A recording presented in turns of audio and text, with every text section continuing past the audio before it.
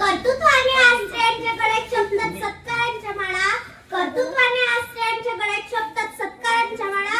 पण काय झाले असते नसत्या जर मुलींसाठी शाळा, नसत्या जर मुलींसाठी शाळा. आदरणीय व्यासपीठावरील मान्यवर गुरुजन वर्ग, सडसडत्या रक्ताच्या सक्रिय मेंदूच्या शाबूत टोक्याच्या तळपदार हृदयाच्या माझ्या मित्र मैत्रिणींनो, मी कुमारी वैदेही नरेंद्र मिळासे इयत्ता 5वीचे विद्यार्थी. आज आपल्या समोर क्रांतीज्योती सावित्रीबाई फुले यांची यशोगाथा सांगण्यासाठी उभी आहे.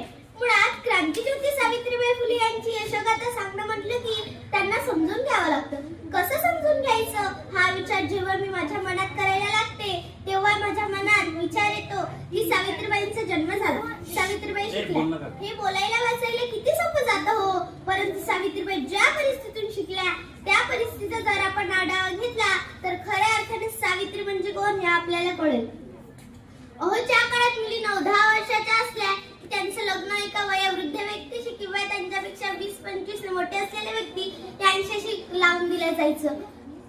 अहो, त्या काळात महिलांना शिक्षणाचं महत्त्व दिलं जात नव्हतं, कारण तेथील कर्मठ लोकांना माहित होतं ही चपला नारी सबला झाली तर कर्मठ लोकांच्या तबला वाजवल्याशिवाय राहणार नाही. आणि अशा अंधकार्म जगात एका वाघिणीचा जन्म झाला. त्या वाघिणीचं नाव म्हणजे सावित्रीबाई फुले. हे नाव जरी ऐकले तरी डोळ्यासमोर उभं राहतं त्यांचं सुंदरसं प्रतिबिंब, त्यांचं सुंदरसं प्रतिबिंब.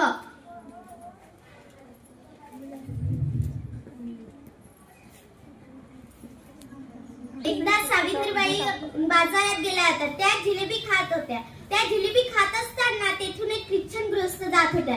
त्या ख्रिश्चन गृहस्थाने एक ख्रिश्चन चरित्र नावाचं पुस्तक भेट दिलं. सावित्रीबाईंनी ते पुस्तक घेतलं. सावित्रीबाईंच्या मनात विचार आला, अरे या पुस्तकामधलं तर मला काहीच येत नाही, परंतु या पुस्तकामधलं मला समजलं पाहिजे. त्यांच्या मनात निर्माण झालेली जिज्ञासा म्हणजे सावित्री होय असं मला वाटतं. सावित्री होय असं मला वाटतं. मुलात व मुलीत भेदभाव केला जातो. त्याचं एक सुंदरसं उदाहरण